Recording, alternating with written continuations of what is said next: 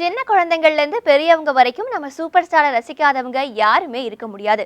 ஒரு நல்ல நடிகனாவும் சரி, நல்ல மனிதராகவும் சரி, பல பேருக்கு ரோல் மாடலா விளங்கிட்டு வர நம்ம சூப்பர் ஸ்டார் ரஜினிகாந்தை பத்தி தெரியாத பல விஷயங்களை தெரிஞ்சுட்டு வர இந்த செக்மெண்ட்ல இன்னைக்கு என்ன தெரிஞ்சுக்க போறோம், வாங்க பார்க்கலாம். ரஜினி படங்களில் வர்ற பஞ்ச் டைலாக் அதெல்லாம் நீங்கள் தொகுத்தாலே அது வந்து காலகாலத்துக்கு ஒரு கல்வெட்டாகவே இருக்கிற அளவுக்கு இருக்கும். அவ்வளவு பெரிய ரசிகர்களை, ஏராளமான கூட்டத்தை அவர் வந்து தன் பக்கம் ஈர்த்ததற்கு ஒரு மிகப்பெரிய காரணம் வந்து அவர் பேசின பஞ்ச் டைலாக்குகள் தான். அப்படி ஒரு பஞ்ச் டைலாக் எப்படி வந்தது? அதாவது ரஜினிக்குள்ள வெறும் நடிகன் மட்டும் இல்லை, அவருக்குள்ள ஒரு வசனகர்த்தா இருக்கான், ஒரு இயக்குனர் இருக்கார். அப்படிங்கிறது தான் வந்து நான் இப்போ சொல்ல போகிறேன்.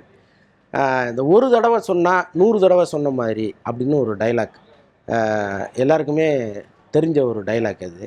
அந்த டைலாக் எப்படி வந்தது அப்படின்னு கேட்டிங்கன்னா, படப்பிடிப்பில் ஒரு நாள் அவர் பிஸியாக மேக்கப் போட்டுக்கிட்டு இருக்கிறாரு. அப்போ அந்த படத்தில் வந்து திருப்பதி சாமி அப்படின்னு ஒரு உதவி இயக்குனர் வேலை பார்க்குறாரு. இந்த திருப்பதி சாமி தான் பின்னாளில் நரசிம்மான்னு ஒரு படம் எடுத்தவர். ஜூனியர் உடன் பத்திரிகையில் நிருபராக இருந்தவர்.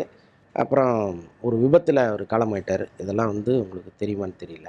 அவர் வந்து அப்போ படப்பிடிப்பில் உதவி இயக்குனராக ஓடி ஆடி வேலை செஞ்சிட்ருக்கிறாரு. இப்போ அவருக்கு கீழே இருக்கிற ஒரு உதவி இயக்குனர்கிட்ட அவர் வந்து ஒரு இது கடிஞ்சிக்கிறார். என்னென்னா, காலையில் ஒரு வேலை சொன்னேன், இன்னும் நீ செய்யவே இல்லையே அப்படிங்கிறத வந்து அவர் ரொம்ப கோபமாக கேட்குறாரு. அப்போ ரஜினி வந்து மேக்கப் போட்டுட்ருக்கிறாரு.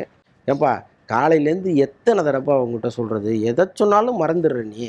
இனிமேல் ஒன்று ஞாபகம் வச்சுக்க, நான் ஒரு தடவை சொல்லிட்டேன்னா அண்ணன் வந்து சொல்லிட்டாரு அப்படின்னா அதை ஒரு 100 தடவை சொன்னதாக மனசுக்குள்ளே நினச்சிக்கோ, ரைட்டா அப்படின்னு சொல்கிறாரு.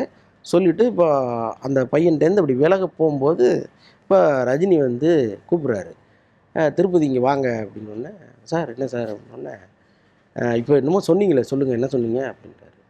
சார் இது மாதிரி அந்த பையலை கண்டிச்சிட்டு இருந்தேன் சார். அது ரைட்டு, அது ஏதோ சொன்னீங்களே, என்ன சொன்னீங்க? ஆமாம் சார், நான் சொன்னேன்னா ஒரு தடவை சொன்னேன்னா ஞாபகம் வச்சுக்கிடான்னு. இல்லை வேறு ஏதோ சொன்னீங்க, என்ன சொன்னீங்க? ஒரு தடவை நான் சொன்னேன்னா அதை நான் 100 தடவை சொன்ன மாதிரி நினச்சிக்கிடா அப்படின்னு சொன்னேன்.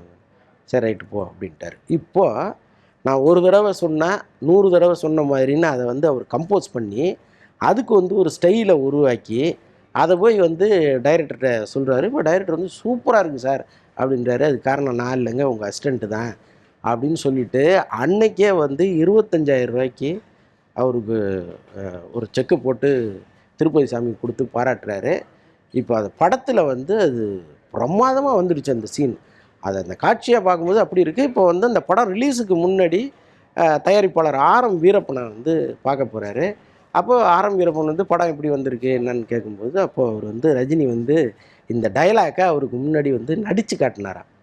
ஸோ அந்த அளவுக்கு வந்து அவர் பேசின பஞ்ச் டைலாக்குகள்லேயே அவர் அதிகம் கவர்ந்த ஒரு பஞ்ச் டைலாக்காக அது இருக்குது.